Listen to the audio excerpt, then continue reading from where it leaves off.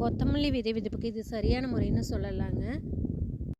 நீங்கள் கொத்தமல்லி விதையை அப்படியே முழுசாக மண்ணில் போட்டிங்கன்னா அது தண்ணி ஊற்ற ஊற்ற அந்த விதை ஊறி ரெண்டாக பிரிஞ்சு மறுபடியும் முளைக்கிறதுக்கு ரொம்ப நாள் ஆயிருங்க. இந்த மாதிரி ஒரு சப்பாத்தி உருளை எடுத்து லேசாக தேய்ச்சிங்கன்னா ரெண்டாக பிரிஞ்சிடும். அதுக்கப்புறம் அது முளைக்க போட்டிங்கன்னா சீக்கிரமாக முளைச்சிரும். நாங்கள் இதுக்குன்னு ஒரு சப்பாத்தி உருளை வச்சுருக்கோம். நீங்கள் வீட்டில் இருக்க நார்மல் சப்பாத்தி உருளை யூஸ் பண்ணிக்கலாங்க. போட்டு ரொம்ப அழுத்தி தேய்ச்சிடக்கூடாது, ரொம்ப பொடியாகிற மாதிரிங்க.